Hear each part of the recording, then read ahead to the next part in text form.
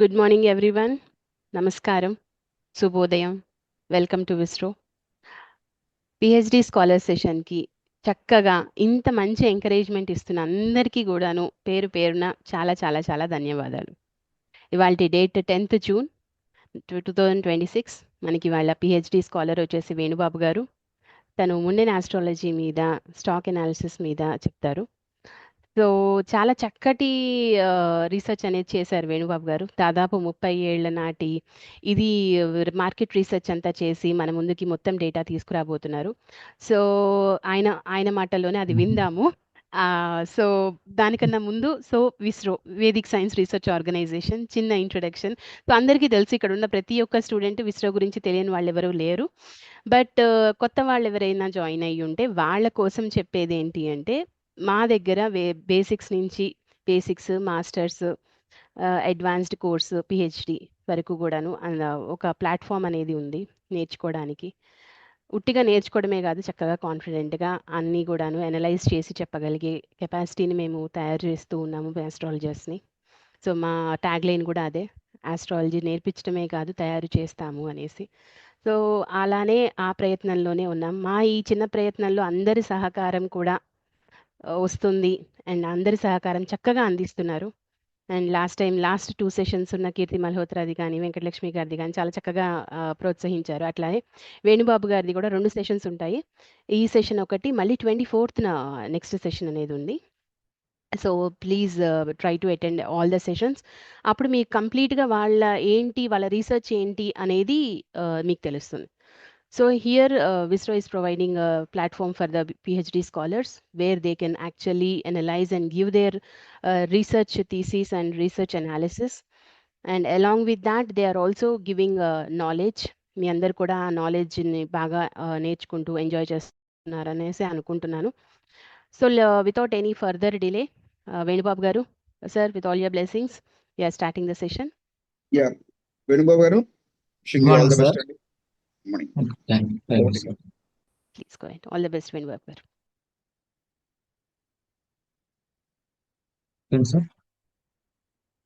సర్వవిఘ్నహరం దేవం సర్వవిఘ్న వివర్జితం సర్వసిద్ధి ప్రదాతారం వందేహం గణనాయకం. అజ్ఞానతిమిరాంధస్య జ్ఞానాంజనశలాకయా చక్షురున్మీలితం యేన తస్మై శ్రీ గురవే నమః. శరదిందు వికాస మందహాసాం స్ఫురదుందీవరలోచనాభిరామం అరవింద సమాన సుందరాస్యాం అరవిందాసన సుందరీముపాస్మహే. ముందుగా నాకు ఈ అవకాశం ఇచ్చిన విస్రో సంస్థ అధినేత శ్రీ కృష్ణకాంత్ గారికి ధన్యవాదాలు. నా పేరు రాజవరపు వేణుబాబు అలియాస్ ఆర్ వేణుగోపాల్. నేను ఓయూలో advanced PGD in Vedic astrology చేశాను. ఇప్పుడు ఈ సంస్థ ద్వారా నేను స్టాక్ మార్కెట్ కు సంబంధించిన అంశాల గురించి రీసెర్చ్ చేసి దాన్ని తీసి సమర్పిస్తున్నాను. దీనిలో భాగంగా ఈ రోజు నాకు ఈ టీచింగ్ సెక్షన్ ఇవ్వడం జరిగింది. దీన్ని మీ ముందు ఉంచుతాను. ముఖ్యంగా నాకు ఈ జ్యోతిష్య విద్యను అభ్యసించడంలో దోహదపడిన ప్రత్యక్ష గురువులు, పరోక్ష గురువులు, ద్రోణాచార్య గురువులకు కూడా ముందుగా వారికి నా పాదాభివందనాలు.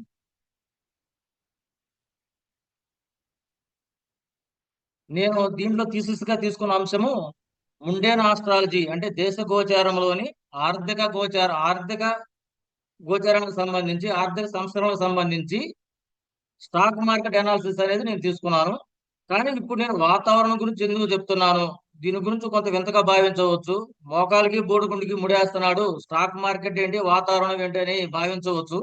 కానీ నేను దీన్ని తీసుకోవడం వల్ల కారణాలు ఏంటి, ఈ ముఖ్యమైన అంశాలు మొత్తం కూడాను ఒక్కొక్కటి ముందుగా చెప్పే కంటే ఈ సెషన్ పూర్తయ్యే సమయానికి అందరికీ క్లియర్ గా అర్థమవుతాయి. ఒక్కొక్క అంశంగా మీకు విశదీకరించి చెప్తాను.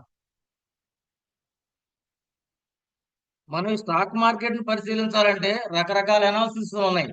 అంటే ఆర్థిక పరంగా దేశంలో జరిగే మిగతా వ్యవస్థలు అన్నిటి పరిపాలన, ప్రభుత్వాలు ఎలా ఉన్నాయి, ఏ ప్రభుత్వాలు వెళ్తున్నాయి, వాటి సిస్టమ్స్ ఏంటి, రకరకాల అంశాలు, అంటే కరువు కాటకాలు, చాలా అంశాలని పరిశీలనగా తీసుకొని రీసెర్చ్ చేయవచ్చు. ఇలా చాలా మంది కూడా చేశారు. కానీ మనం జ్యోతిష్యాన్ని ఎందుకు ఎంచుకున్నాము, జ్యోతిష్యంలోనూ ఈ వేదాంత దర్శనం ద్వారా విశిష్టత ఏంటి అనేది ఒక విషయం ముందుగా తెలుసుకుందాం. ఈ అంశం ఎంచుకోవడానికి గల కారణాలు కూడాను. మన భారతీయ సంస్కృతి సాంప్రదాయాలు, ఈ ఆచార వ్యవహారాలు, ఈ జీవ విధానానికి మొత్తానికి ప్రమాణం ఏందా అంటే వేదం. ఆ వేదాన్ని మనం వేద పురుషునిగా కూడా భావిస్తాము. ఈ వేదాంగాలలో ఒకటైన ఈ వేదాంగ జ్యోతిష్యాన్ని వేద పురుషునికి నేత్రంగా కూడా భావిస్తాము. అనేక మంది జ్యోతిష గ్రంథకర్తలు దీని విశిష్టం తెలుపున్నారన్నమాట.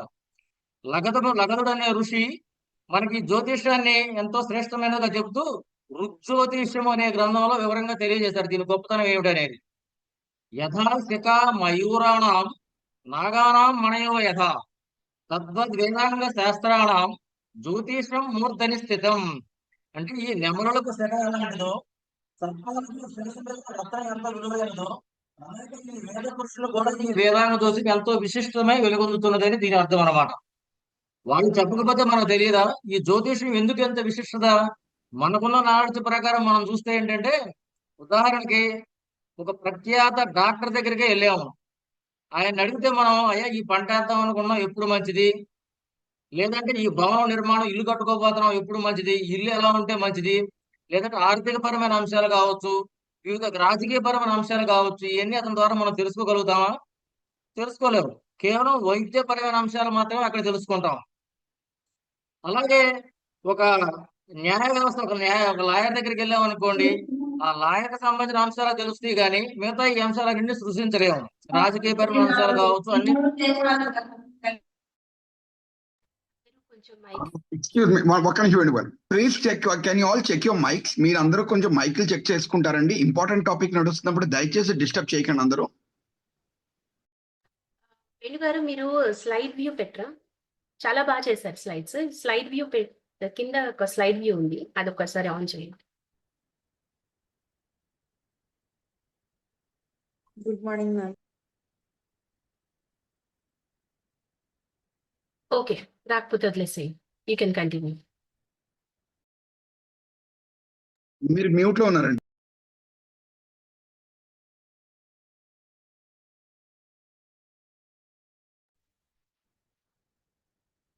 సార్ వచ్చిందా సార్ ఇప్పుడు?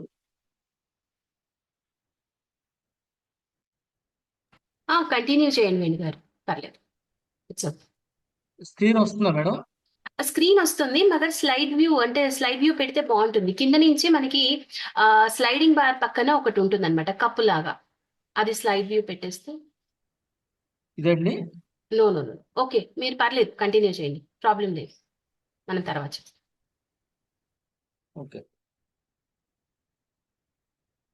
ఇలా ఒక్కొక్క మనం రకరకాలుగా ఎంతో మంది విద్యావేత్తలు ఉంటారు. డాక్టర్ కావచ్చు, లాయర్ కావచ్చు, టీచర్ కావచ్చు, రకరకాలు ఉంటారు. వాళ్ళ దగ్గర ఎవరి దగ్గరికి వెళ్ళినా ఆ అంశం నుంచి మాత్రమే మనం తెలుసుకోగలుగుతాము, చెప్పగలుగుతారు. అదే ఒక జ్యోతిషుడి దగ్గరికి వెళ్ళినప్పుడు అన్ని రకాల అంశాలు, ఆరోగ్యపరమైన అంశాలు, ఆర్థిక పరమైన అంశాలు, పరిపాలన పరమైనవి, వ్యవసాయానికి సంబంధించినవి, వర్షపాతానికి సంబంధించినవి, అన్ని రకాల అంశాలను ఈ జ్యోతిషుడు మాత్రమే స్పృశించగలుగుతాడు, వాటిని సూచించగలుగుతాడు. కాబట్టి జ్యోతిషం ఎంతో విశిష్టమైనదిగా మనం కూడా చెప్పవచ్చు అనమాట దీనికి. అలాంటి ఈ జ్యోతిషం ద్వారా అన్నిటినీ మనం పరిశీలించవచ్చు అనే దృక్కోణంతోనే స్టాక్ మార్కెట్ పరిస్థితులు మనం తీసుకోవడం జరిగింది. అందులో భాగంగానే ఈ రోజు మనం ఈ వాతావరణంలో బుధ శుక్రుల పాత్ర అనే అంశం మీద వివరించబోతున్నాను. అసలు జ్యోతిషం అంటే ఏమిటి? మనకు చాలా మంది గ్రంథకర్తలు చాలా విధాలుగా చెప్పారు, అన్ని కరెక్టే. అంటే జ్యోతిషం కాంతి స్వరూపం, అంటే గ్రహాల నుంచి వెలుగులు వస్తాయి, ఆ వెలుగుల ప్రభావమే మానవాళి మీద ఉంటుంది అని. అట్లాగే జ్యోతిషం అంటే కాలజ్ఞానం అని, కాలం నుంచే మనం ఎన్ని తెలుసుకుంటామని. అట్లాగే సహజ జ్ఞానము, ప్రకృతిలో కొన్ని సహజంగా మనం తెలుసుకుంటాము అని. అట్లాగే ప్రకృతి జ్ఞానము, అట్లాగే ఒక జీవిత ప్రణాళిక అని, ఇలా రకరకాలుగా జ్యోతిషాన్ని గురించి నిర్వచనాలు ఉన్నాయి. కానీ ప్రస్తుతం నేను దీని గురించి ఒక నిర్వచనంగా ఏమని భావిస్తున్నానంటే, అంటే ఇక్కడ మనకి ఇంగ్లీష్ లో టైప్ చేసి పెట్టారని మొత్తం క్లియర్ గా రాలేదు, దాని వివరం మీకు చెప్తాను. అంటే కేవలం గతంలో జరిగిన సంఘటనలు లేదా అంశాల ఆధారంగా రాబోయే కాలంలో జరగబోయే సంఘటనలు, అంశాలకు వర్తమాన కాలంలో మనం ఆచరింపవలసిన అంశాలను మార్గదర్శనం చేసేది జ్యోతిష్యము. అంటే గడిచిపోయిన కాలంలో సపోజ్ ఒక జాతక చక్రాన్ని పరిశీలించాలి అంటే అతని జన్మ తేదీ ఎప్పుడు, వివరాలన్నీ తీసుకుంటాం. అంటే జరిగినవి పుట్టడం జరిగింది కాబట్టి ఆ అంశాలను పరిశీలనగా తీసుకొని ఇతను ఏ విద్యలో రాణిస్తాడు, ఏ వృత్తిలోకి వెళ్ళబోతున్నాడు, అంటే రాబోయే కాలంలో ఏమవుతాడు, ఏం జరుగుతుంది, వాటి గురించి మనం ఇప్పుడు ఈ వర్తమానంలో ఏం చేయాలి అనే మార్గదర్శనం చేసేదే ఈ జ్యోతిష్యం అన్నమాట. ఈ జ్యోతిష శాస్త్రం మనకి వివిధ శాఖలుగా అధ్యయనం చేయబడింది. పూర్వకాలంలో కేవలం రెండు భాగాలుగానే, సిద్ధాంత భాగము, ఫలిత భాగాలుగానే ఇది అధ్యయనం చేయబడింది. తర్వాత కాలంలో త్రిస్కంధాత్మకంగా సిద్ధాంతము, సంహిత, హోరలుగా అధ్యయనం చేయబడింది. ఆ తర్వాత కాలంలో పంచస్కంధాత్మకంగా సిద్ధాంతము, సంహిత, హోర, ప్రశ్నాశకం అనే 5 శాఖలుగా అధ్యయనం చేయబడుతూ ఉంది. ఇలా ఎన్ని రకాలుగా అధ్యయనం చేయబడుతున్నా మనం ఉపయోగించే అంశాల ఆధారంగా ఇది దేశ గోచారము, వ్యక్తి గోచారంగా మనం అధ్యయనం చేయవచ్చు. అంటే ఏంటి? దేశ గోచారము, వ్యక్తి గోచారము. దేశ గోచారం ఏంటంటే ఒక నిర్దిష్టమైన ప్రదేశం, ఒక ప్రదేశం కావచ్చు, ఒక ప్రాంతము, అంటే దేశాలు, రాష్ట్రాలు, ప్రపంచం, ఈ ప్రాంతాలలో అక్కడున్న వ్యవస్థలు, అంశాలను గురించి మనం అధ్యయనం చేయడం. అంటే వాతావరణం కావచ్చు, వ్యవసాయం కావచ్చు, ఆర్థిక వ్యవస్థ, యుద్ధాలు, రాజకీయ పరిస్థితులు, పరిపాలనాపరమైన అంశాలు, ప్రకృతి విపత్తులు, స్టాక్ మార్కెట్ ఇత్యాదివన్నీ కూడా మనం ఈ దేశ గోచారంలో పరిశీలించవచ్చు. ముఖ్యంగా వర్షపాతము, కరువు, తుఫానులు, భూకంపాలు, వ్యవసాయము, దిగుబడులు, అట్లా వివిధ పదార్థాలు, వస్తువులు, బంగారము, వెండి వంటి ధాన్యాల ధరలు, షేర్ మార్కెట్, దేశ ఆర్థిక పరిస్థితి, రాజకీయ పరిణామాలు, అంతర్జాతీయ సంబంధాలు, వీటన్నిటిని కూడా మనం దేశ గోచారంలో పరిశీలిస్తాము. ఈ దేశ గోచారానికి ఆధారం ఏంటి? ఆ దేశము స్వతంత్రం పొందిన నాటి జాతక పరిస్థితులు ఆ రోజు ప్రామాణికంగా తీసుకొని చేస్తాం. చాలా దేశాలు పరజాతి పరపీడనలో ఉండి స్వతంత్రం పొందిన దేశాలు ఎక్కువ ఉంటాయి. ఆ రోజున ప్రామాణికంగా తీసుకుంటాము. కొన్ని దేశాలకు వరాహమిహిరుల వారు వాటికి కొన్ని ప్రామాణికాలు ఇచ్చున్నారు. లేని వాటికి ఏంటంటే ఆ దేశం ఎప్పుడైతే ప్రారంభపడింది, ఉదాహరణకి వెనకటి రోజుల్లో రాజులు ఉండేవాళ్ళు. కొన్ని రాజ్యాలు ఇతర రాజుల కింద పాలనలో ఉండి స్వతంత్రాలు పొందుతూ ఉండేవి, ఆక్రమించుకుంటూ ఉండేవాళ్ళు. అప్పుడు ఆ దేశాలు ఎప్పుడైతే ఏర్పడినాయో, ఆ ప్రాంతం రాజ్యంగా ఏర్పడిందో, ఆ రోజును ప్రామాణికంగా తీసుకొని ఆ దేశం యొక్క జాతకాన్ని నిర్ణయించేవాడు అన్నమాట, ఫలితాలు చూసేవాడు. అది తర్వాత జగల్లగ్న కుండలి, వర్షం లగ్న కుండలి అని మనం ఉగాది రోజు తీసుకుంటాము. అంటే రవి సంక్రమణం ఆధారంగాను, మన ఉగాది రోజు పాడ్యం నాటి గ్రహస్థితి ఆధారంగాను వర్ష లగ్న కుండలి, జగల్లగ్న కుండలి అనేవి ఉంటాయి. వాటి ఆధారంగా దేశంలో జరిగే పరిస్థితులను, దేశ గోచారాన్ని పరిశీలిస్తాము. తర్వాత ద్వాదశ రాశి రవి సంక్రమణాలు. రవి భగవానుడు ప్రతి నెల ద్వాదశ రాశుల్లో సంచరించే సమయంలో ఆ రాశి మారే సమయాన్ని సంక్రమణం అంటాము. ఆ సంక్రమణం ఆధారంగా కూడాను ఆ దేశంలో, ఆ ప్రదేశంలో పరిస్థితులు ఏ విధంగా ఉంటాయి అనేవి పరిశీలిస్తాము. అలాగే కొన్ని రకాల చక్రాలు ఉన్నాయి, కూర్మ చక్రం ఇత్యాది చక్రాల ద్వారా కూడా పరిశీలిస్తాము. తర్వాత దీర్ఘ సంచార గ్రహాలైన గురువు, శని, రాహు, కేతువు ఈ సంచారాల ఆధారంగా కూడాను మన దేశ గోచారాన్ని నిర్ణయిస్తాం, అధ్యయనం చేస్తూ ఉంటాం అన్నమాట. తర్వాత వ్యక్తి గోచారం. వ్యక్తి గోచారం అంటే ఇది జన్మ కుండలి ఆధారంగా వ్యక్తిగతమైన అంశాలను పరిశీలిస్తాం. అంటే ఒక వ్యక్తికి సంబంధించి విద్య, ఉద్యోగము, వివాహం, సంతానం కావచ్చు, ఆరోగ్యము, ధనలాభము, విదేశీ ప్రయాణము, వ్యాపార అభివృద్ధి ఇత్యాది అన్ని వ్యక్తిగతమైన అంశాలను అధ్యయనం చేసేది వ్యక్తి గోచారం అవుతుంది. ఈ వ్యక్తి గోచారాన్ని మనం ఉపయోగించేవి వ్యక్తి జనన తేదీ నాటి జన్మ కుండలి, లేదంటే ప్రశ్న కుండలి కొన్ని అంశాలకి, అట్లాగే చంద్రరాశి, లగ్నము, దశాభుక్తులు అంటే దశ అంతర్దశలు ఏ విధంగా జరుగుతున్నాయి, అట్లాగే అష్టక వర్గం గురించి, గోచార గ్రహస్థితులు, ఈ అన్ని అంశాలు పరిశీలించి వ్యక్తిగతమైన అంశాలను అధ్యయనం చేసేది వ్యక్తి గోచారం కింద వస్తుంది, వ్యక్తి గోచారం అవుతుంది. అది ముఖ్యంగా మనకి పూర్వకాలంలో ఏంటంటే రాజరికపు వ్యవస్థ, నియంతలు, రాజులే పరిపాలించేవారు అని చెప్పబడే ఆ రోజుల్లో కూడాను ప్రజా సంక్షేమం కోసం రాజులు వారు కొలువుల్లో జ్యోతిష పండితులను ప్రోత్సహించి వారిని పోషిస్తూ వీటిని అధ్యయనం చేసేవాళ్ళు అనమాట. వ్యక్తి గోచారానికి కేవలం 5-10% మాత్రమే ప్రాధాన్యత ఉండేది. దేశ గోచారానికి విస్తృతమైన ప్రాముఖ్యత ఉండేది. ఆ రోజుల్లో ప్రతి అంశము ఈ జ్యోతిష్యం ప్రామాణికంగానే దేశంలో వివిధ రకాల పరిస్థితులు అన్నింటినీ కూడా అంచనా వేయబడాయి. ఎటువంటి పంటలు పండుతాయి, వర్షపాతం ఎంత ఉంటుంది, ఆర్థికంగా ఎలా ఉంటుంది, రాజకీయంగా ఎలా ఉండాలి, ఇటువంటి అంశాలు ప్రతి అంశము కూడాను దేశ గోచారం జ్యోతిష్యం ద్వారానే పరిశీలించబడేది. ఇప్పుడు మనం ప్రజాస్వామ్య వ్యవస్థగా చెప్పుకుంటున్న ఈ సమయంలో కూడాను ఎక్కడా దీనికి ప్రాధాన్యత లేదు. కేవలం సంవత్సరంలో ఒక్కరోజు ఉగాది రోజు ప్రభుత్వాలు ఏవైనా కావచ్చు, పాలకులు వారిని స్తుతింపజేసుకోవడానికి, వారికి అనుకూలమైన అంశాలు చెప్పించుకోవడానికి, అట్లాగే ఈ జ్యోతిష్యులు సిద్ధాంతకర్తలు వాళ్ళ ప్రాపకం పొందడానికి, మన్నన పొందడానికి ఒక్కరోజు ఉపయోగించే పండగలాగా తయారైంది ఈ దేశ గోచారం అనేది. ఇత్యాది అంశాలను నేను ఓయూలో పీజీ డిప్లొమా చేసే సమయంలో అక్కడ ఉన్న గురుదేవులు సాగి కమలాకర్ శర్మ గారు, జాలా సోమనాథ్ శాస్త్రి గారు వంటి వారు, వారి ప్రేరణ వల్ల ఈ దేశ గోచారంలోని కొన్ని అంశాలైనా సమాజానికి ఉపయోగపడే విధంగా ఏమాత్రం కొంతైనా కృషి చేసి ఈ జాతికి కొంతైనా ఉపయోగపడాలి ఈ జీవితంలో అనే సదుద్దేశంతో ఈ దేశ గోచారాన్ని ఎన్నుకోవడం జరిగింది అధ్యయనానికి. దీనికి కృష్ణకాంత్ శర్మ గారి మార్గదర్శనంలో ఈ స్టాక్ మార్కెట్ అనే అంశం మీద నేను అధ్యయనం చేస్తున్నాను అనమాట. అందుకోసం ఈ అంశం ఎంచుకోవడం కారణమైంది. అసలంటూ మనం ఈ దేశ గోచారమైనా వ్యక్తి గోచారమైనా సరే ఏది చూడాలన్నా మనకి అసలంటూ ఏం కావాలి?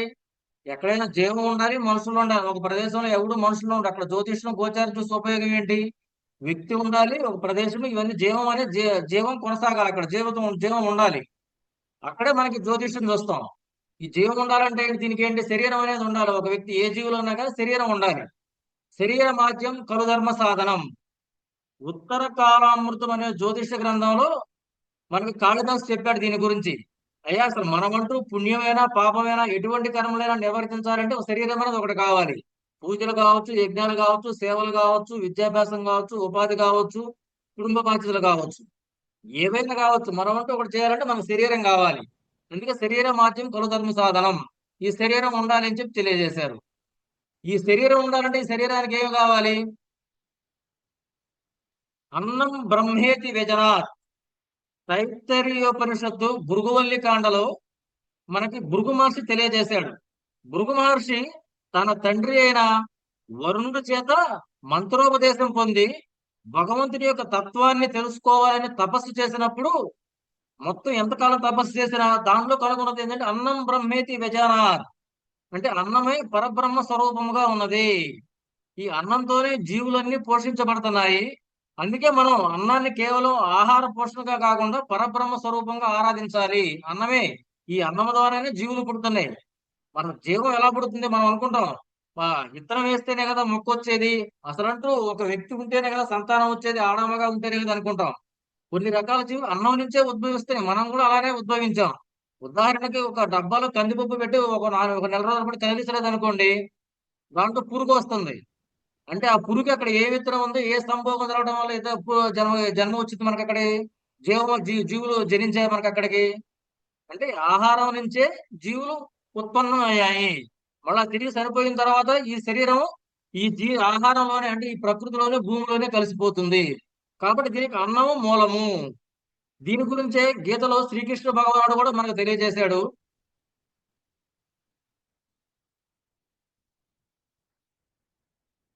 అన్నాద్భవంతి భూతాని పర్జన్యాదన్న సంభవ, యజ్ఞాద్భవతి పర్జన్యో యజ్ఞ కర్మ సముద్భవ. ఈ అన్నం అనేది మనకి పంట పండడం ద్వారానే మనకు ఆహారం సిద్ధిస్తుంది. ఈ పంట పండాలంటే వర్షం కావాలి. ఈ వర్షం అనేది వాతావరణంలో ఉంది. ఈ వర్షానికి వాతావరణం నుంచి మనం గమనించవచ్చు గ్రహగమనాల ద్వారా. ఈ వర్షము యజ్ఞ కార్యాలకు మాత్రమే సంభవిస్తుంది. ఇక్కడ యజ్ఞం అంటే కేవలం మనం ఆహుతులిస్తూ మంత్రాలు చదువు చేస్తే భౌతికంగా ఆచరించే ప్రక్రియ కాకుండా ధర్మ కర్మ ఆచరణ, దానిని మనసులో సంకల్పం ద్వారా ఉండడం కూడా ఒక యజ్ఞ భావమే. ఆ యజ్ఞ భావాన్ని కలిగి ఉన్నప్పుడే మనకి వర్షం అనేది లభిస్తుంది అని కృష్ణ భగవానుడు చెప్పాడు. అలాగే దీనిని వరాహమిహిరుడు బృహత్సంహితలో కూడా అన్నం ప్రాణ వ్యజనాత్ అని చెప్పి దాంట్లో కూడా చెప్పాడు. అన్నం బ్రహ్మేతి ప్రాణ అని. అంటే ఈ అన్నం అనేది మనం ఎలా లభిస్తుంది? కాలానుగుణంగా. ఇక్కడ కాలము అంటే జ్యోతిష్యం అనుకోవచ్చు. కాలము ఈ వర్షపాతాన్ని తెలియజేస్తుంది. అంటే గ్రహగమనాల ద్వారా, వాతావరణం ద్వారా వర్షం ఎప్పుడు పడుతుందనే తెలియజేస్తుంది. తర్వాత కృషి, కాలము కృషి ద్వారా. కృషి అంటే ఏంటి? కృషి అంటే వ్యవసాయంగా చెప్పబడింది. కేవలం అన్ని రకాల కృషి అన్నప్పుడు కృషిలో నాస్తి దుర్భిక్షం అంటాం. అంటే వ్యవసాయం బాగా పంటలు పండిస్తే దుర్భిక్షం ఉండదు అనేది అనమాట. ఆ కాలానుగుణంగా ఈ వర్షపాతం యొక్క జ్ఞానాన్ని తెలుసుకొని వ్యవసాయం చేస్తే పంటలు బాగా పండిస్తాయి. మనకి ఈ భూమి దుర్భిక్షం అనేది ఉండదు. ఇదే కృష్ణ భగవానుడు చెప్పాడు మనకు. అన్నానికి కారణము పంటలు, పంటకు కారణం వర్షము, వర్షం కారణం యజ్ఞము. ఈ యజ్ఞం ఎలా సంభవిస్తుంది అంటే మనలో ఉన్న యజ్ఞ భావం ఉండాలి అని తెలియజేశాడు అనమాట. అట్లాగే దీనిని వరాహమీరుల వాళ్ళు కూడా వివరంగా ఒక శ్లోకంలో చెప్పారు. ఈ కాలాన్ని ఎరిగి వ్యవసాయం చేస్తే మంచి పంటలు పండుతాయి, దుర్భిక్షం ఉండదు అని.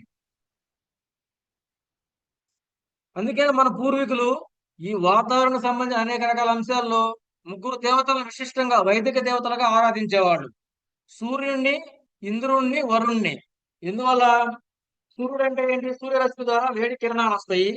ఆ కిరణాల వల్ల సముద్ర జలాలకి కారకుడు వరుణుడు. ఆ సముద్ర జలాలు కావచ్చు, ఈ జలాలన్నీ సూర్యకిరణాలతో సూర్యరశ్మికి అవి ఆవిరి రూపంగా మారిపోయి మేఘాలుగా రూపుదిద్దుకుంటాయి. ఆ మేఘాలకు కారకుడు ఇంద్రుడు. కాబట్టి ఈ మూడు దేవతలనే పూర్వం నుంచి కూడా మన వాళ్ళు ఆరాధించేవాళ్ళు. వైదిక దేవతలు కూడా వీళ్ళు చెప్పబడి ఉన్నారు. అంటే సూర్య భగవానుణ్ణి, ఇంద్రుణ్ణి, వరుణ్ణి మన వాళ్ళు ఎప్పటి నుంచో ఆరాధించేవాళ్ళు. ఇవన్నీ మన జానపదుల యొక్క సాహిత్యంలోను, వారి పాటల్లోను, వాళ్ళ స్పందనలో మనకి కనపడతా ఉన్నాయి పూర్వకాలంలో. తర్వాత అసలు ఇవన్నీ ఎక్కడ? ఈ వాతావరణంలో మార్పు చెందుతాయి. అసలు ఈ వాతావరణం అంటే ఏంటి? వాతావరణం అంటే ఇది envelope of air is called weather. అంటే భూమి చుట్టూ ఆవరించి ఉండే ఒక గాలి పొర అన్నమాట. ఈ పొరలోనే ఈ మార్పులను జరుగుతాయి. గ్రహ గమనాలకు అనుగుణంగా ఈ వాతావరణంలో జరిగిన మార్పులే వర్షానికి కారణభూతం అవుతూ ఉంటాయి. వాటిని పరిశీలించడం ద్వారా మనం వర్షాన్ని తెలుసుకుంటాము. ఆ వర్షం ఆధారంగా వ్యవసాయం చేస్తాము. భూమి చుట్టూ ఈ రకంగా పొరలు ఉంటాయి. దీన్ని మనం వాతావరణం అంటాము. ఇది 5-6 పొరలుగా ఉంటుందండి. మొదటి పొర ట్రోపోస్ఫియర్, తర్వాత స్ట్రాటోస్ఫియర్, మీసోస్ఫియర్, థర్మోస్ఫియర్, మ్యాగ్నెటోస్ఫియర్. ఈ పొరలన్నీ కూడా ఏంటంటే సూర్యుని వచ్చే కిరణాలను వడపోసి మనకి హానికరమైన కిరణాలను అక్కడే ఆపి మనకు జీవనానికి ఉపయోగపడే కిరణాలను భూమి మీదకి ప్రసరింపజేస్తాయి. అంటే జీవం వృద్ధి చెందడానికి ఉపయోగపడే కిరణాలను మాత్రమే ఈ వాతావరణం లోపలికి ఆహ్వానిస్తుంది అనమాట. ఆ విధంగా ఈ వాతావరణం మనకు ఉపయోగపడుతుంది. దీంట్లో చూడండి, ఇక్కడ ఫస్ట్ ట్రోపోస్ఫియర్. ఇక్కడ మనకి విమానాలు ఇవి ఎగిరే ప్రాంతం అనమాట అండి. ఇది దాటిన తర్వాత మనకి మిసైల్స్, ఇలాంటి శాటిలైట్స్ తిరిగే ప్రాంతం. దాని తర్వాత మనం కృత్రిమ ఉపగ్రహాలు ప్రవేశపెడతాం. అది ఈ థర్మోస్ఫియర్ లో ఉంటాయి.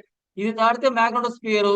ఇది దాటితే భూమి ఆకర్షణ శక్తి కోల్పోతుంది. అది శూన్యానికి మన భూమికి ఉన్న మధ్య ప్రదేశం అనమాట, చివరి ప్రదేశం అనమాట అండి. ఇట్లా వాతావరణం ఈ పొరలుగా ఉంటుంది. ఈ పొరల్లో జరిగే మార్పులు మన వాతావరణంలో వర్షాన్ని సూచిస్తాయి. ఈ ఈ వాతావరణానికి సూచించే గ్రహాలు, ఈ మన గ్రహాలు ఏ విధంగా కారకత్వం అవుతాయి? గురుడు మనకి ఆకాశతత్వానికి కారకుడవుతాడు. శని వాయుతత్వానికి కారకుడవుతాడు. రవి కుజులు ఉష్ణోగ్రతకు కారకులవుతారు. అట్లాగే చంద్రుడు శుక్రుడు జలానికి కారకులవుతారు. బుధుడు ఆకస్మిక మార్పులకు కారణమవుతాడు. వీటన్నిటిని అనుసరించి ఈ బుధుడు ఈ వాతావరణంలో జరిగే మార్పులన్నిటినీ ఈ బుధుడు కారకత్వంగా ఉన్నాడు. అందుకే వాతావరణానికి బుధుడు కారకత్వంగా కూడా మనం చెప్తాం అనమాట, ప్రధాన కారకత్వ గ్రహంగా.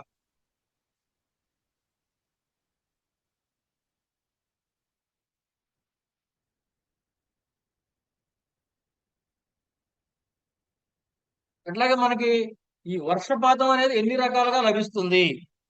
ఈ వర్షపాతం మనకి ఋతుపవనాల ద్వారా వస్తుంది, తుఫానుల ద్వారా కూడా వస్తుంది అనమాట.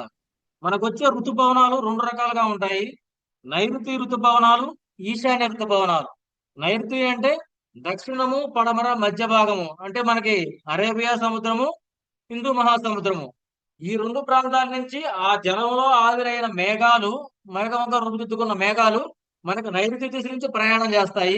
తదుపరి అవి హిమాలయ పర్వతాలను ఢీకొట్టిన తర్వాత తిరిగి మనకి అక్టోబర్, నవంబర్, ఇప్పుడు మనకి ఈ జూన్ మాసంలో నైరుతి ఋతుపవనాలు వస్తాయి. తర్వాత ఇవి అటుగా ప్రయాణం చేసి ఆ హిమాలయ పర్వతాలను తాకిన తర్వాత తిరుగు ప్రయాణంలో ఈశాన్య ఋతుపవనాలుగా మనకు వస్తాయి అనమాట. ఈ నైరుతి ఋతుపవనాలను శని కుజులు, అంటే పడమరకు దక్షిణానికి అధిపతులైన దిక్పాలకులైన కుజుడు, శని ఆధిపత్యం వహిస్తారు, నియంత్రిస్తారు. అవి పెద్ద గ్రహాలు కూడా కావడంతో. అట్లాగే ఈశాన్య ఋతుపవనాలను రవి గురులు, తూర్పు ఈశాన్యానికి దిక్పాలకులైన రవి గురులు ఈ ఋతుపవనాలను నియంత్రిస్తూ ఉంటారన్నమాట. తర్వాత తుఫానుల ద్వారా కూడా మనకి ఈ వర్షపాతం ఎక్కువగా జరుగుతూ ఉంటుంది.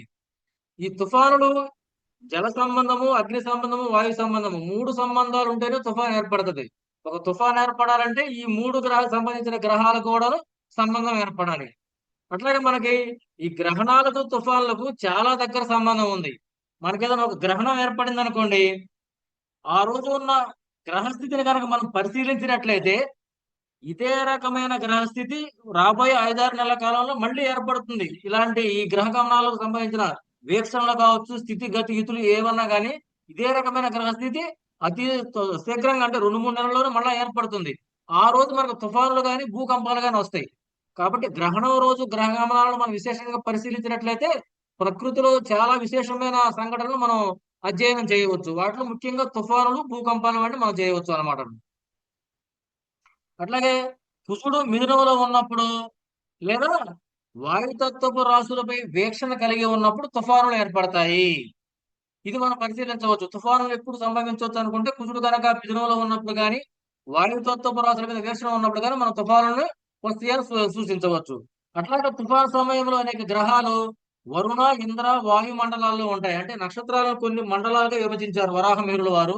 ఆ మండలాలలో గనక ఈ గ్రహాలు ఎక్కువగా సంచరిస్తూ ఉన్నట్లయితే ఆ సమయంలో తుఫాన్లు ఏర్పడతాయి. అట్లా యురేనస్ మరియు కుజుడు తుఫానుల యొక్క మార్గాన్ని దర్శకుడు. ఒక్కోసారి తుఫాను వస్తుంది అనుకుంటాం, ఆ దిశ మార్చుకొని వెళ్ళిపోతా ఉంటది. దానికి ప్రధాన కారకులు ఎవరయ్యా అంటే కుజుడు, యురేనస్ అన్నమాట. ఈ గ్రహాల ప్రభావం వల్ల తుఫాను దిశ మార్చుకుంటుంది. అంటే శక్తి ప్రభావం క్షీణించడం వల్ల ఆ దిశ మార్చుకొని వేరే దిశకు ఈ తుఫాను వెళ్ళే అవకాశం ఉంటుంది అన్నమాట. తర్వాత దీంట్లో మనం 2 విశేషమైన గ్రహాలు బుధుడు, శుక్రుడు విశేషమైన ఫలితాలను ఇస్తూ ఉంటాయి. ఈ వర్షపాతంలో వాటిని మనం విశేషంగా పరిశీలించవలసి ఉంటుంది. ఇప్పుడు నేను చెప్పే వర్షాన్ని అనేక రకాల అంశాలతో పరిశీలించవచ్చు.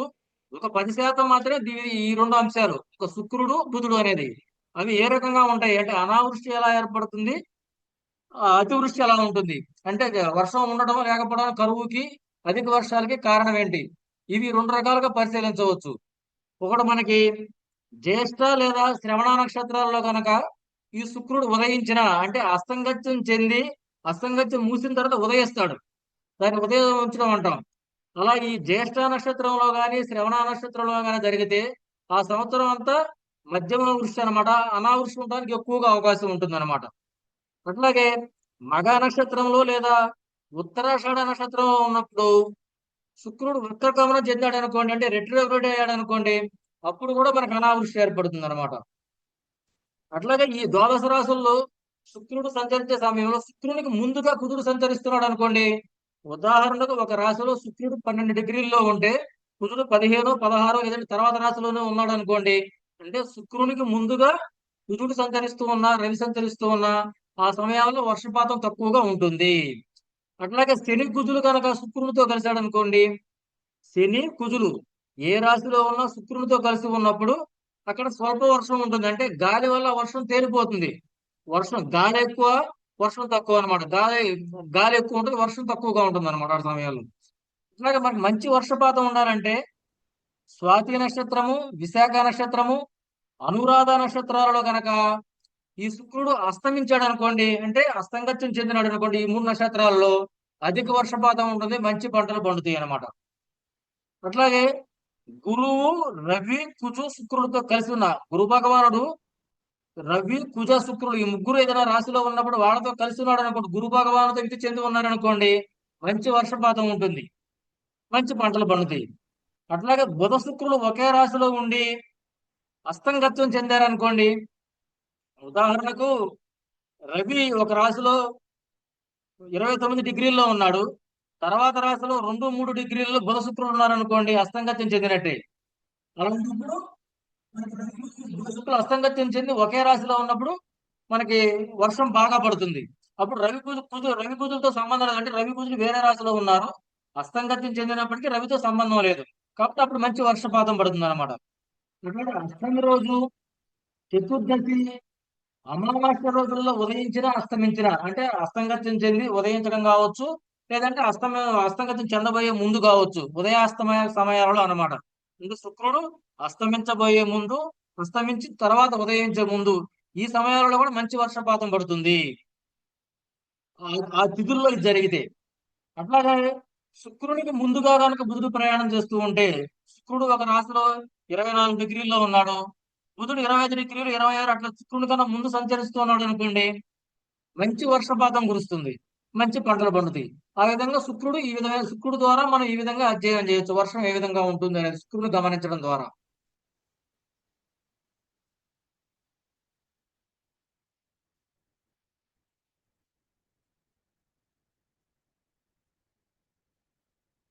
అట్లాగే బుధుని పాత్ర. ఈ బుధుడు మనకి అస్తంగత్యం చెందిన తర్వాత మనకు కనిపిస్తే వర్షం బాగా పడుతుంది, అకస్మాత్తుగా వర్షాలు పడతాయి అన్నమాట. బుధుడు ఎక్కడ ఏ రాశిలో అస్తంగత్యం చెందిన తర్వాత ఉదయించే సమయంలో మనకు వర్షాలు పడడానికి అవకాశం ఉంటుంది. ఇది సుమారు సంవత్సరంలో మనకి 6 సార్లు రావడానికి అవకాశం ఉందండి. అట్లాగే రోహిణి మృగశిర నక్షత్రాల్లో కనుక బుధుడు సంచరిస్తూ ఉంటే అనావృష్టి కారణం, అప్పుడు వర్షం పడదు, అంటే వర్షం చాలా తక్కువగా పడదు, అనావృష్టి కారణం అన్న రోహిణి మృగశిరాలో సంచరించేటప్పుడు. తర్వాత వర్షాకాలంలో కనుక బుధుడు వక్రగమనం చెందకుండా ఉంటే, వర్షాకాలంలో బుధుడు వక్రం చెందకుండా ఉంటే మంచి వర్షాలు పడతాయి. అదే వక్రించడం అనుకోండి అనావృష్టి ఏర్పడుతుంది. వర్షాకాలంలో బుధుడు వక్రత్వం చెందకూడదు, చెందితే మనకు వర్షం పడదు, అనావృష్టి అవుతుంది అనమాట. ఇట్లాగే ఆషాఢము శ్రావణ మాసాల్లో కనుక అస్తంగత్యం చెందితే మళ్ళీ వర్షాలు అనుకూలంగా పడతాయి అన్నమాట. బుధుడు శుక్రుడు లేదా బుధ గురులు కనుక సంబంధం ఏర్పడితే, బుధుడికి శుక్రుడితో గాని గురుడితో గాని సంబంధం ఏర్పడుతుంది అనుకోండి, మంచి వర్షాలు ఏర్పడతాయి. మనకి ఇప్పుడు బుధ శుక్రులు కర్కాటకంలో కలిసి ఉన్నారు, ఇప్పుడు మంచి వర్షాలు పడతాయి, అలా చెప్పొచ్చు. అట్లాగే ఈ వర్షపాతాన్ని విశేషంగా మనకి పాత రోజుల్లో రాజుల కొలువుల్లో దేశ కొద్దిగా ఎలా అధ్యయనం చేసేవాళ్ళు అంటే, రోహిణి యోగము, స్వాతి యోగము, ఆషాఢ యోగం అని 3 యోగాలు ఉండేయండి. ఇవన్నీ ఏంటంటే ఆషాఢ మాసంలో విశేషంగా ఆ రాజుగారు కొలువులో ఈ జ్యోతిష్యులు ఈ క్రతువు నిర్వహించి దీని ద్వారా వర్షపాతాన్ని నిర్ధారించేవాళ్ళు అనమాట. ఎలా అంటే ఆషాఢ మాసంలో కృష్ణపక్షంలో రోహిణి నక్షత్రంలో, అంటే చంద్రుడు రోహిణి నక్షత్రంలో సంచరించే సమయంలో ఆ రోజు ఒక క్రతువుని ఒక అభ్యాస ప్రక్రియ నిర్వహించేవాళ్ళు. అంటే ఒక 12 అడుగుల ఒక కర్రకి 4 అడుగుల్లో ఒక పల్చడి వస్త్రాన్ని ఒక జెండాలాగా ధ్వజంలాగా ఒక స్థాపన చేసేవాళ్ళు. ఆ రోహిణి నక్షత్రం ఎప్పుడైతే ఉందో ఆ రోజు సూర్యోదయం నుంచి మరుసటి రోజు సూర్యోదయం వరకు ఉన్న సమయాన్ని 8 భాగాలు చేసేవాళ్ళు, 8 ప్రహారాలు అని. 8 భాగాలు చేసి ఆ 8 భాగాల్లో గాలి ఏ దిక్కు నుంచి వీస్తుందో గమనించి ఆ దిక్కులకు అనుగుణంగా రాబోయే మాసాలు, మనం ఇది ఆషాఢ మాసంలో ఇది చేస్తున్నాం, శ్రావణము, భాద్రపదము, ఆశ్వేషము, కార్తీకము, ఈ 4 మాసాలలో ఉభయ పక్షాల్లో అంటే కృష్ణపక్షము, శుక్లపక్షము, ఆ 8 మొత్తంగా 8 పక్షాలు, ఈ ప్రహరణకు అనుగుణంగా ఏ పక్షంలో వర్షపాతం పడుతుందో తెలియజేసేవాళ్ళు. అలాంటిది ఈ రోహిణి యోగము. అట్లాగే దాంట్లో స్వాతి యోగం అని ఉంటది. ఇది కూడా ఆషాఢ మాసంలోనే చంద్రుడు స్వాతి నక్షత్రంలో సంచరించే సమయంలో ఆ ఆ రోజు యొక్క వ్యవధిని 6 భాగాలుగా చేసేవాళ్ళు. అది కూడా ప్రహరాలుగా, అంటే 4 గంటల చొప్పున, పగల 3 రాత్రి 3 చేసేవాళ్ళు. అలా దాంట్లో పగలు గనక మొదటి ప్రహరాలు అంటే మొదటి ఉదయం 4 గంటల్లో గనక వర్షం పడితే ఆ సంవత్సరం కీటకాలు ఎక్కువగా అభివృద్ధి చెందుతాయి, పంటలకు నష్టం కలిగిస్తాయని సూచించేవాళ్ళు. అదే రెండవ ప్రహరంలో ఉన్న వాతావరణాన్ని బట్టి సర్పాలు ఎక్కువగా వృద్ధి చెందుతాయని చెప్పేవాళ్ళు. అదే మూడో ప్రహరంలో కనుక వర్షం పడితే, అంటే సాయంత్రం ఉన్న మూడో ప్రహరంలో వర్షం ఎక్కువ పడితే ఆ సంవత్సరం అంతా మధ్యమ వర్షపాతం అని చెప్పేవాళ్ళు అనమాట.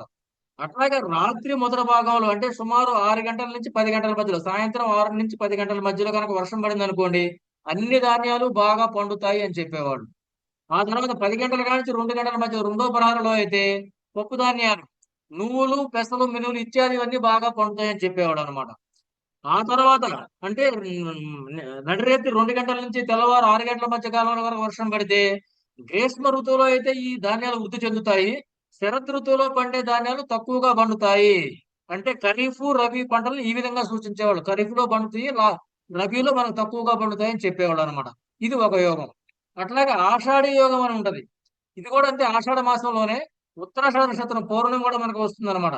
ఆ రోజు ఒక త్రాసును అభిమంత్రించి త్రాసు తీసుకునేవాళ్ళు, ఆ త్రాసులో కుడి వైపున బంగారాన్ని ఉంచేవాళ్ళు.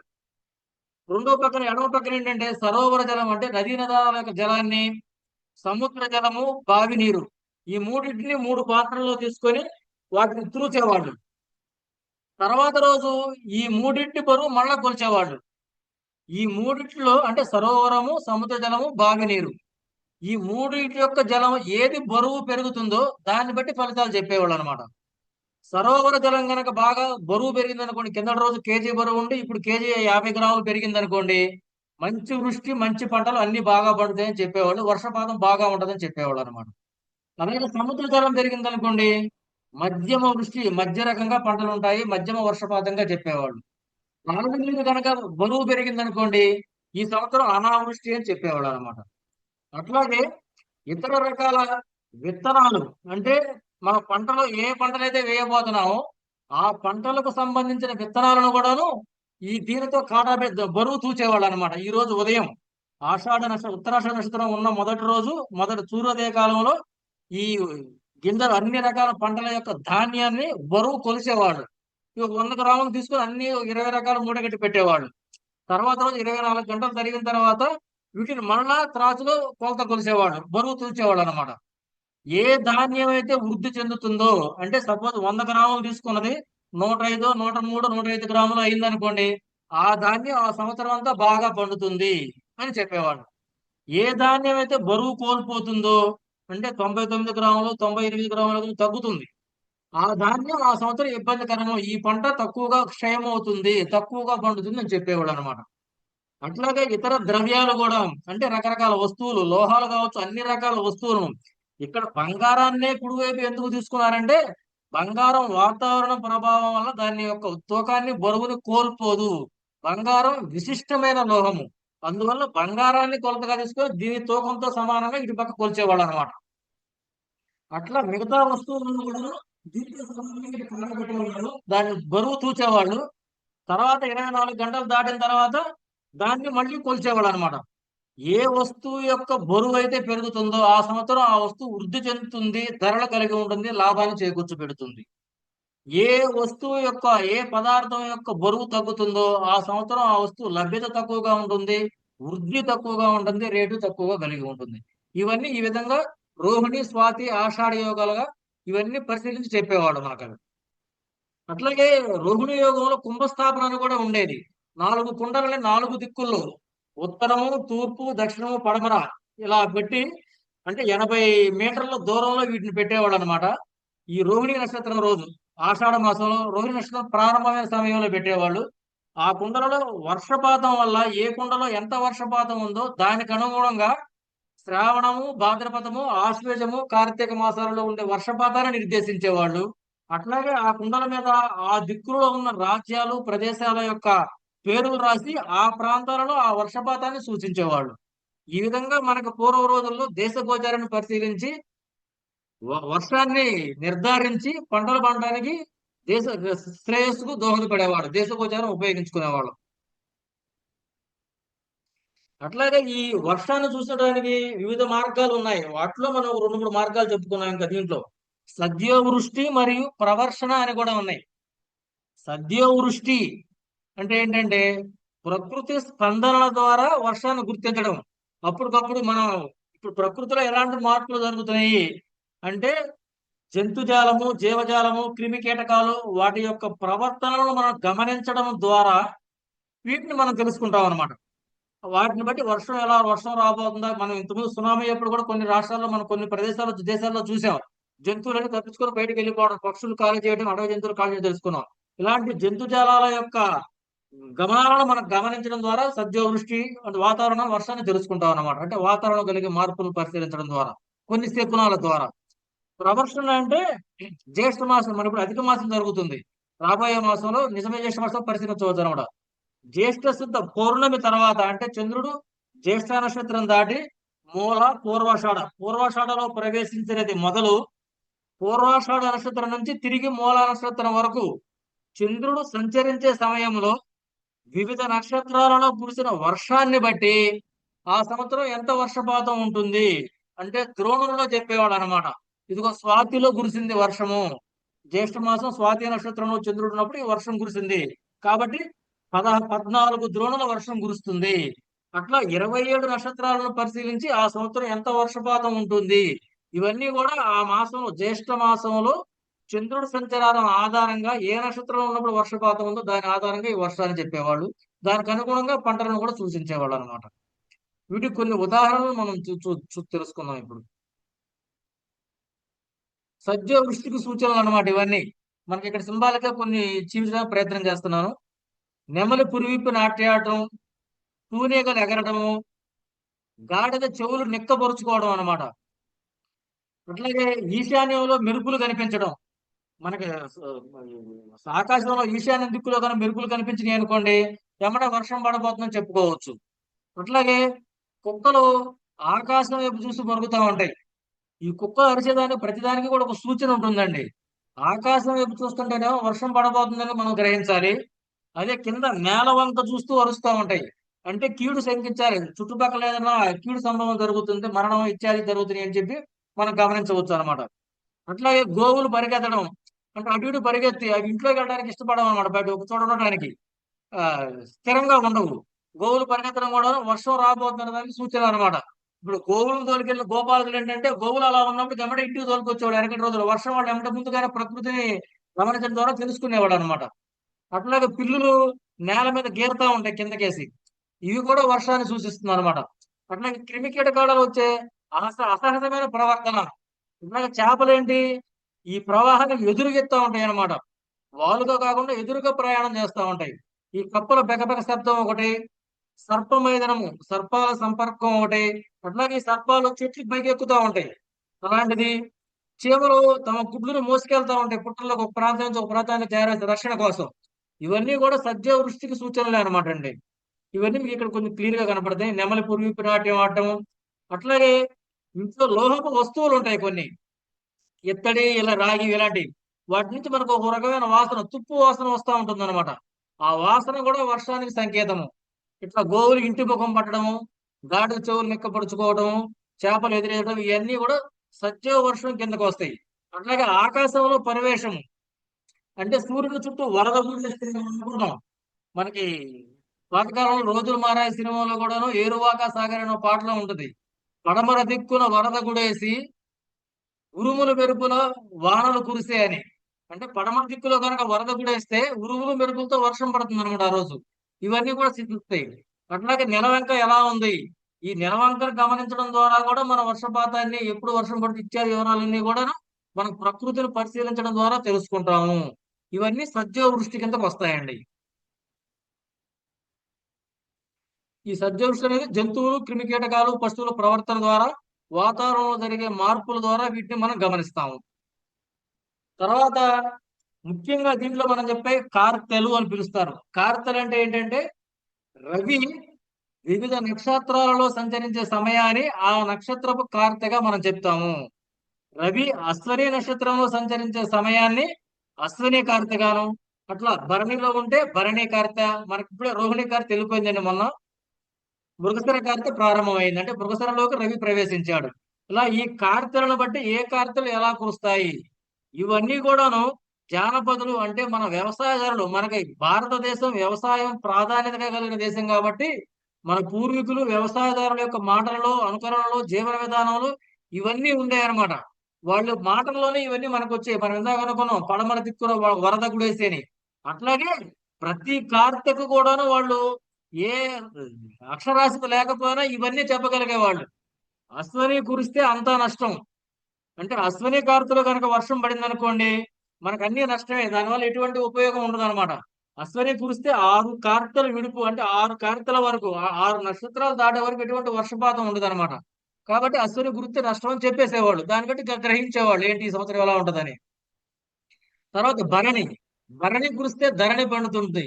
భరణిలో కనుక వర్షపాతం నమోదైంది అనుకోండి, వర్షం పడింది అనుకోండి, ఆ సంవత్సరం ధరణి అంటే భూమి మీద అన్ని పంటలు బాగా పండుతాయి అనమాట. అట్లాగే కృత్తికలో వర్షం పడింది అనుకోండి, కృత్తికలో నిండవు, అంటే కనీసం మన దాహార్తి తీసేంత కూడా వర్షపాతం ఉండదు అని అర్థం అనమాట అండి.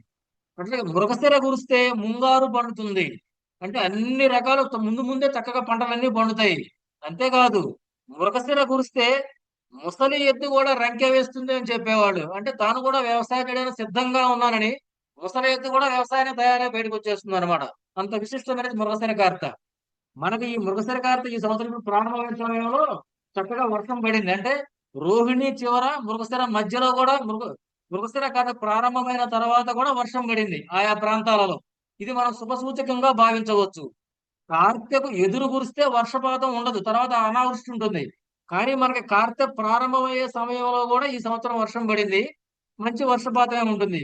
కానీ ఈ వర్షం ఎక్కడ ఉంటుంది? దీనికి కూడా మన ఋషులు ఒక ప్రామాణికం చెప్పారు. ఈ వర్షం పడే ప్రాంతానికి 10 నుంచి 12 యోజనాల ప్రాంతం వరకు ఈ ఫలితం వర్తిస్తుంది. అంటే హైదరాబాద్ లో వర్షం పడింది, మరి కలకత్తాలో పంటలు పండుతాయా, అనంతపురంలో పంటలు పండుతాయా, వైజాగ్ లో పండుతాయా? కాదు.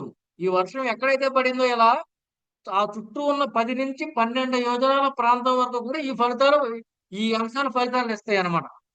అట్లాగే తర్వాత ఆరుద్రలో కురిస్తే దారిద్ర్యం లేదు.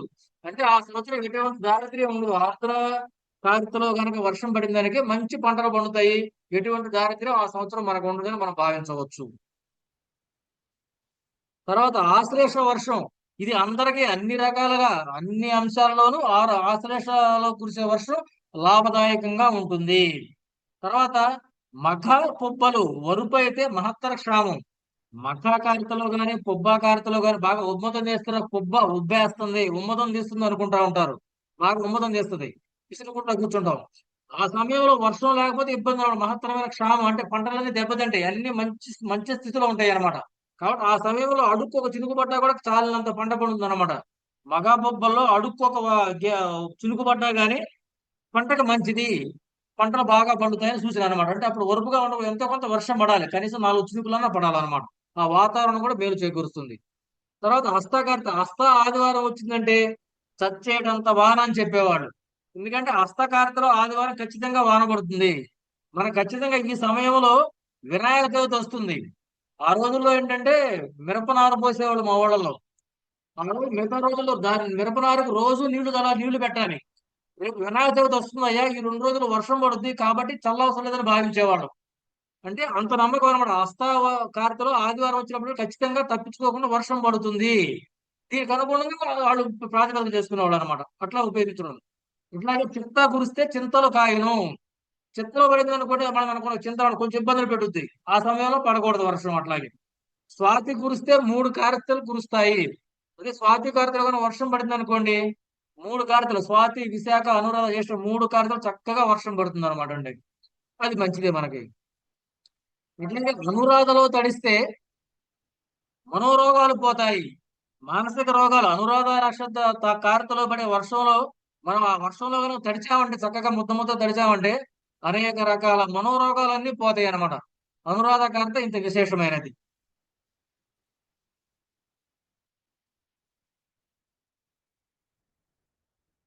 తర్వాత ప్రవర్షణ, ఇందా మనం చెప్పాము. ఇట్లా మిగతా ఈ ప్రవర్షణ ఏంటంటే ఇది గ్రహ గమనాల ఆధారంగా 27 నక్షత్రాలలో అనుసరించి మనకి ఈ జ్యేష్ఠ మాసంలో ఏ నక్షత్రాలలో ఎలా పడ్డాయి వాటిని పండించి మన వివరంగా చెప్తుంది అనమాట. ఎలా అంటే అశ్విని కురిస్తే నష్టము, మృగశిర కురిస్తే మంచిది, స్వాతి. ఇంకా దీంట్లో కొన్ని జానపదులు చెప్పిన కొన్ని సూక్తులు ఉన్నాయి సార్, కొన్ని వచనాలు. ఉత్తర ఉరిమిన త్రాచు తరిమిన కురవక కరవక మానవు. అంటే ఏంటంటే ఉత్తరా నక్షత్రం అంటే ఉత్తరా కార్తెలో కనుక మనకి ఉరిమింది అనుకోండి, ఉత్తర దిక్కును ఉరిమింది అనుకోండి, ఖచ్చితంగా వర్షం పడుద్ది. దీనికి గుర్తింపుగా ఏం చెప్పారంటే త్రాచుపావం కనుక మనం తరిమింది అనుకోండి, ఖచ్చితంగా కరుస్తుంది.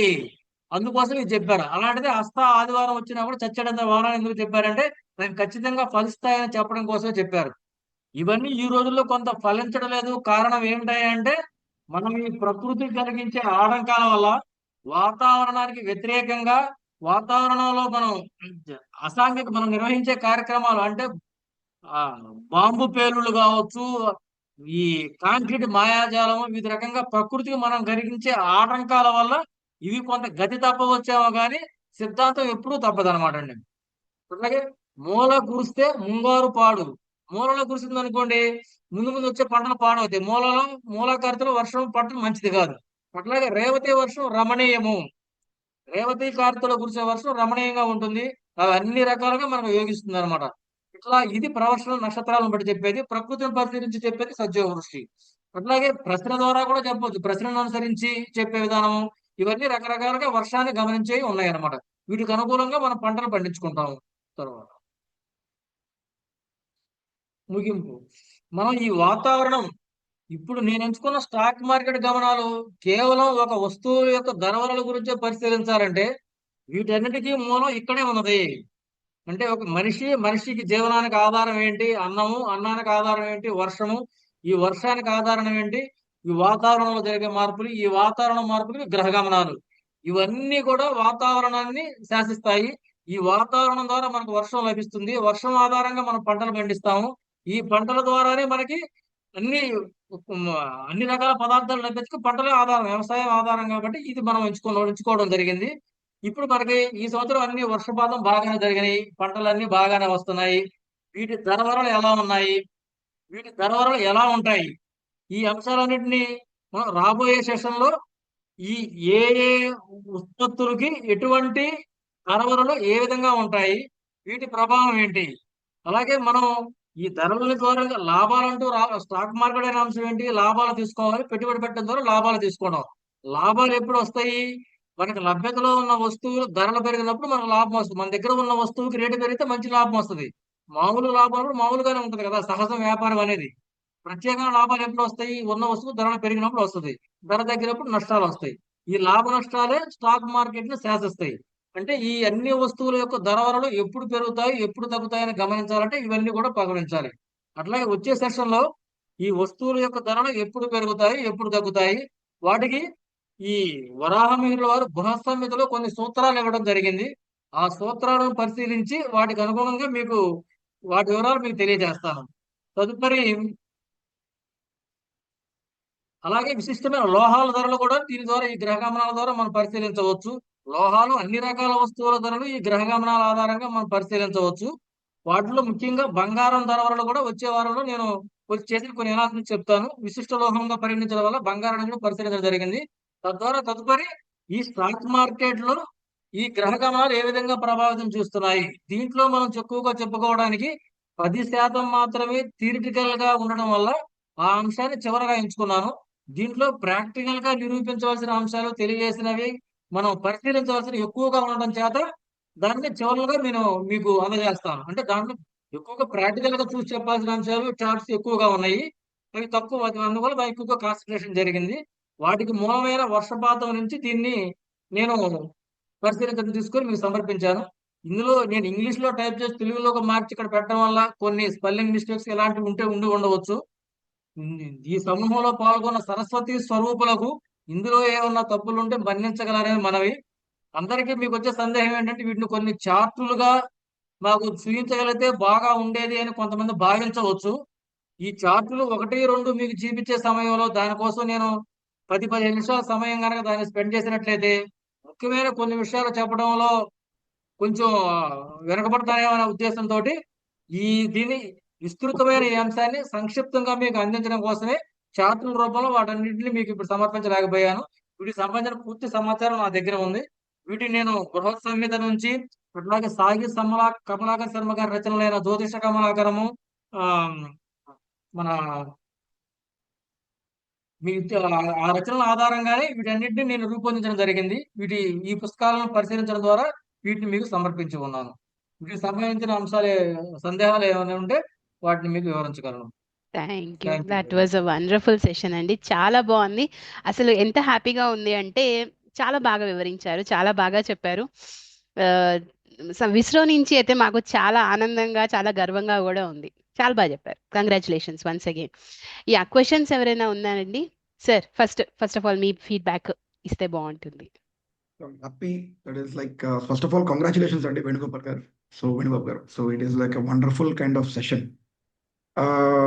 రియల్లీ అంటే mundane astrology linking with like stock market అంటే మీరు ఎలా చేశారు అన్నది చాలా అంటే లైక్ ఒకటి బాగా నచ్చింది ఏంటంటే నా క్లాసెస్, నా లెక్చర్స్ మీరు బాగా వింటున్నారు. ఎందుకంటే ఎక్కడ ఆపాలి, నెక్స్ట్ వేసే సెషన్లో ఎలాగ అట్రాక్ట్ చేయాలని ఒక పాయింట్ బాగా నేర్చుకున్నారు. అది as my student I really appreciate it. చాలా బాగా చాలా బాగుంది. అంటే like ultimately the way you have అంటే ఎలా అయితే మీరు చేశారు చాలా బాగా చెప్పారు.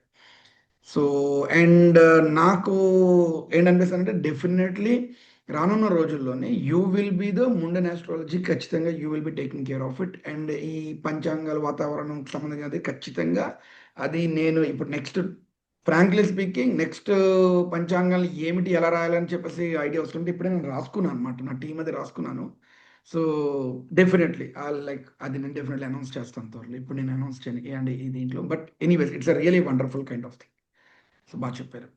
డౌట్స్ క్వశ్చన్ తీసుకుంటే పేరు లక్ష్మి గారు, అది అందరూ ఈ వీడియోని ఖచ్చితంగా షేర్ చేయండి. లైక్ ఇది యూట్యూబ్లోకి మ్యాక్సిమం మధ్యాహ్నం సాయంత్రం లోపున అయిపోయేటట్టు అప్లోడ్ అయిపోయేటట్టు నేను చూస్తాను ఖచ్చితంగా.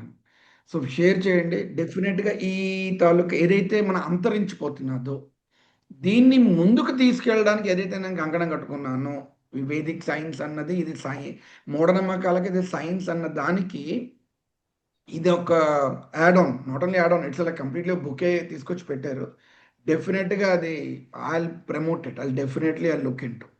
సో నేను నా ఐడియాస్ నా ఉన్నాయి. సో డెఫినెట్లీ ఐ అనౌన్స్ అదే ఇట్ సార్, చాలా చక్కగా చాలా చక్కగా వివరంగా చెప్పారు. సామెతలతో Hmm. సామెతల్ని మన ప్రకృతితో అనుకరించి అసలు మనకు ఒక బ్యాక్ ఎండ్ కాలానికి తీసుకెళ్లారు. చాలా చక్కగా చెప్పారు. Yeah. And moreover, ఇప్పుడు చాలా మంది హిందీలోని many people where when like join in Hindi also. So they will be understanding, they will be not knowing that what exactly it is. So my idea is to dub this into the other languages. I'll look into that, like how I can use the best way technology. I'll dub into the other languages. Please go through that one. Probably I'll be doing the same thing in English also. తెలుగులో నేను ఏదైతే చెప్పారో అది ఇంగ్లీష్లో ఖచ్చితంగా dub చేస్తాను. I'll definitely dub it in English. And definitely I'll be like hosting it in the YouTubes. Yeah, thank you. Yeah, Perilakshmi garu. Sir first Venubabu గారు subject నేను అసలు ఎంత బాగా చెప్పారంటే, నేను స్టాక్ మార్కెట్ అనేటప్పటికి, ఎందుకంటే ఏదో నాకు కొంచెం స్టాక్ మార్కెట్ లో కొంచెం ఇంట్రెస్ట్ ఉంటాయన్నమాట. దీనికి ఎలా చేస్తారు అనేది ఒకటి ముందే అసలు నిజంగా మాటలు చాలా వేణుబాబు గారు దీని గురించి చెప్పాలంటే చాలా చాలా బాగా చెప్పారు మీరు నిజంగా. Thank you very much. And looking forward for the next one. Yeah, Venkatalakshmi గారు. సార్ వేణుబాబు గారు చాలా చాలా బాగా చేశారు సార్. అసలు ఒక నిమిషం పాతకాలానికి వెళ్ళిపోయినట్టు అనిపించింది మాకైతే. ఎక్కడ తీసుకెళ్లారు మమ్మల్ని. కానీ నిజంగా చాలా బాగా చేశారు సార్, చాలా కష్టపడ్డారు. మీ ప్రెజెంటేషన్ కూడా సూపర్ అంటే సూపర్ అండి. కానీ ఎన్ని విషయాలు నేర్చుకున్నాము, ఎన్ని విషయాలు తెలుసుకున్నామంటే, అసలు ఏ కార్తెలో ఏది పడుతుంది, ఏ నక్షత్రంలో ఏం పడుతుంది, అసలు ఆ పదానికి పడే వానకి వర్షానికి పెట్టిన మీరు పేరు చాలా బాగుంది సార్. మీ నెక్స్ట్ క్లాస్ కోసం మేము ఎదురు చూస్తూ ఉండేలా చేస్తారు మమ్మల్ని. టెక్నాలజీ అని చెప్తున్న ఈ రోజుల్లో మనం కరెక్ట్ గా ఇది నిక్కచ్చిగా చెప్పలేని పరిస్థితుల్లో, ఆ రోజుల్లోనే ఇప్పుడు ఇంత పడుద్ది ఇలా పడుద్ది అని మొత్తం మన వాళ్ళు చెప్పేశారు. నిజంగా సార్ ఆ విషయాలు మొత్తానికి చాలా ఆధారం తెలుసుకున్నాం. జ్యోతిష్యమే. నిజమే సార్, ఆ విషయాలన్నీ తెలుసుకున్నాం సార్. నిజంగా చాలా మీ స్పీచ్ మాత్రం చాలా వాల్యుబుల్ అన్నమాట, చాలా విలువైనది అనమాట. ఎక్కడ మేము మీరైతే ఎన్ని ఎత్తుకుంటారో, ఎన్ని సంవత్సరాల నుంచి ఎత్తుకుంటారో తెలియదు, కానీ మేము ఎత్తకాలంటే మాత్రం మేము తరించిపోతాం. రైట్. యా, శ్రీదేవి గారు ఫస్ట్ టైం మీతో మాట్లాడుతున్నాను అనుకుంటాను. నమస్కారం అండి. నమస్తే సార్. నాకు ముందే ఆస్ట్రాలజీ అంటే చాలా ఇంట్రెస్ట్ ఎక్కువ సార్. ఎందుకంటే మాకు వ్యవసాయం ఉంది. ఏ కార్తెలో మేము ఏం పంటలు వేయాలి, ఏ సమయానికి తగినట్టు ఏ పంటలు వేస్తే అది వృద్ధి అవుతుంది అన్నది నాకు చాలా చాలా కన్ఫ్యూస్ ఉండేది. దీనికి సంబంధించి నేను జ్యోతిష్యం నేర్చుకోవాలన్న అవగాహన కూడా చాలా ఎక్కువగా ఉంది నాకు. చాలా విపులంగా మాకు అర్థమయ్యేటట్టు చెప్పారు sir. Thank you so much sir. ఇంకా చేస్తే మాకు ఉత్సాహంగా ఉంటుంది సార్. తప్పకుండా దీని మీద నేను ఖచ్చితంగా మీరందరూ ఏదైతే ఇంట్రెస్ట్ చూపిస్తున్నారు, ఖచ్చితంగా దీని మీద ఒక సెషన్, దీని మీద ఒక టాపిక్, దీని మీద ఒక చిన్న లైక్ కపుల్ ఆఫ్, అంటే అది ఎలా చేయాలని నేను తప్పకుండా టీంతో మాట్లాడి I definitely work on this అండి. Thank you so much. ఇది నాకు గ్రూప్ లో సెండ్ చేస్తారా సార్ వీడియో? తప్పకుండా నేను వస్తుంది తప్పకుండా వస్తుంది. రైట్. అండ్ మా కోరిక ఏంటంటే మీరే కాకుండా మీరు నెక్స్ట్ వాళ్ళు కూడా ఫార్వర్డ్ చేయండి. మీరు నేర్చుకున్నారా, లైక్ సో హ్యాపీ. బట్ ఈ లింక్ అందరికీ ఫార్వర్డ్. ఇదేమి మేమేమి చార్జెస్ లేవండి. వేణుబాబు గారు ఏమి చార్జెస్ చేయడం, ఆయన పరిశోధన చేసి అందరికీ చూపిస్తున్నారు. సో అది ఫార్వర్డ్ చేయండి, అందరికీ పంపించండి అన్న కోరిక, అంతే. Thank you. కనకప్రసాద్ గారు.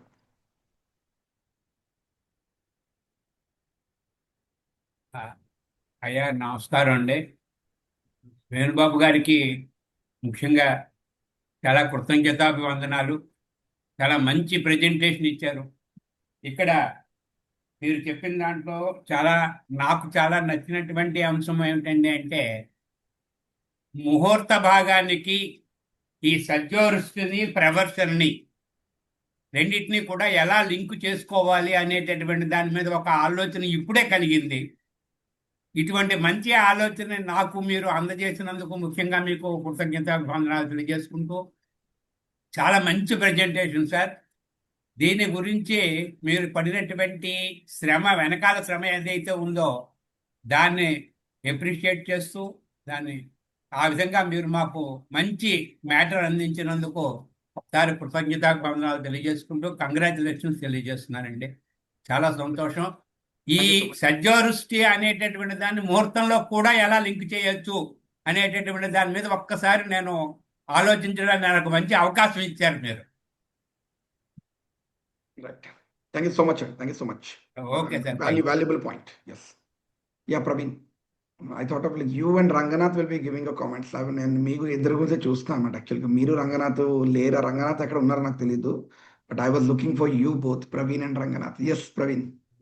Sir excellent session, congratulation Venu గారు.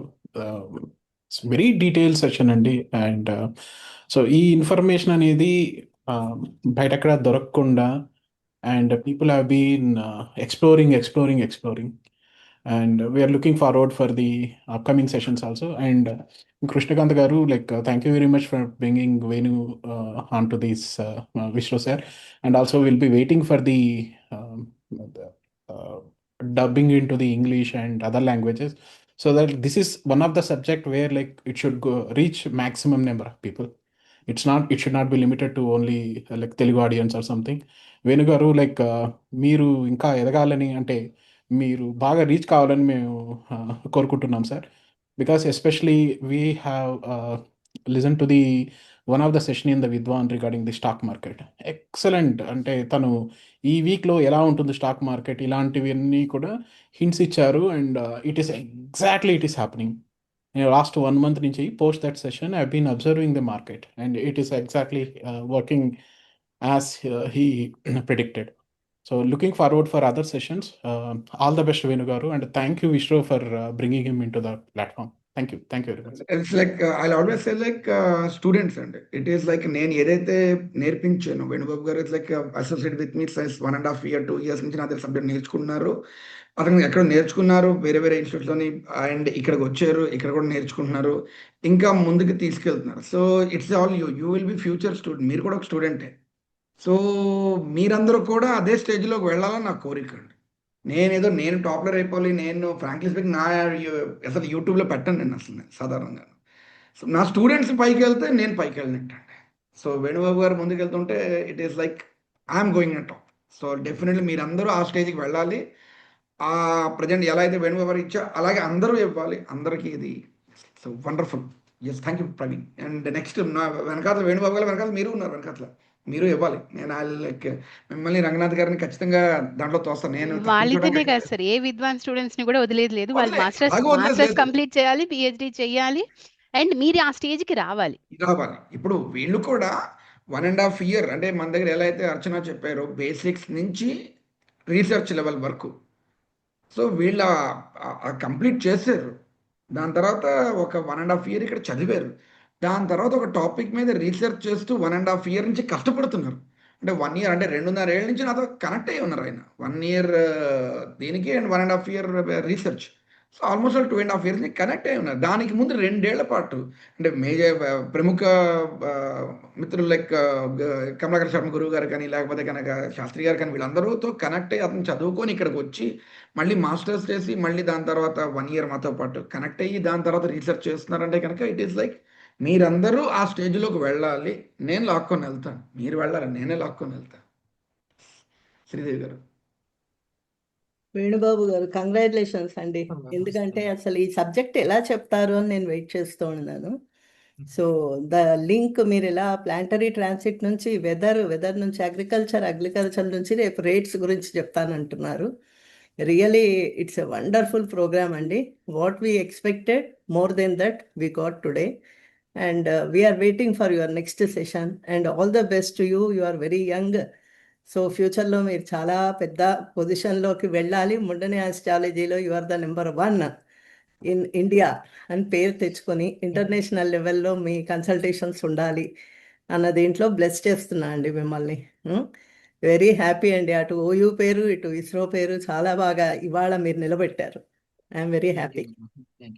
All the best. So so that's all for now అండి. నెక్స్ట్ తర్వాత మనకి ఎన్ని గంటలకి కీర్తి మొదలవుతుంది? సాయంత్రం మళ్ళీ 4 o'clock ఉంది. 4 o'clock again we have another session. మనకి హార్ట్ డిసీజెస్ మీద కీర్తి మల్హోత్రా నుంచి ఇంకో సెషన్ ఉంది. ప్లీజ్ జాయిన్ ఎవ్రీబడి, అక్కడ అది కూడా జాయిన్ అవ్వండి. అండ్ బిఫోర్ క్లోజింగ్ ఈ once again group thank you. Link లోనేనా మేడం? లేదండి, ఈ మెయిన్ గ్రూప్ లింక్ లింక్ లేదు లేదు, లోనేనా? లింక్ పంపిస్తాం. అదే గ్రూప్ లో ఇంకొక లింక్ వస్తుంది. ఓకే. ఒక్క నిమిషం. ఎవరైనా గ్రూపుల్లో లేకపోతే కనుక, మీరు గ్రూపుల్లో లేకపోతే కనుక మీరు 8297623623 కనెక్ట్ అవ్వండి. వాళ్ళు మీ గ్రూప్లో యాడ్ చేస్తారు. మీరు ఒకవేళ ఈ లింక్స్ రెగ్యులర్గా సెషన్ లింక్స్ అన్ని కావాలనుకుంటే కనుక 8297623623 ఈ నెంబర్కి మీరు కనెక్ట్ అవ్వండి. ఇలాగ గ్రూప్లో నన్ను యాడ్ చేయమని చెప్తే కనుక వాళ్ళు ఖచ్చితంగా మిమ్మల్ని యాడ్ చేస్తారు. అండ్ రకరకాల టిప్స్ ఇన్ఫర్మేషన్ అంతా దాంట్లో మీకు తెలుస్తుందండి. Carry on Arjun. Yeah, so ఇవాల్టి రోజు ఇంకా స్పెషల్ ఏంటి అంటే, నాకు ఇష్టమైనవి 2 సబ్జెక్ట్స్లో, ముండెన్ ఆస్ట్రాలజీ, మెడికల్ ఆస్ట్రాలజీ. ఆ 2 టాపిక్స్ ఈ రోజు ఉండడం ఇంకా బాగుంది. I'm really enjoying. Thank you so much Venubabu గారు. చాలా చాలా చాలా మంచి సెషన్ ఇచ్చారు. I'm really happy. Thank you so much.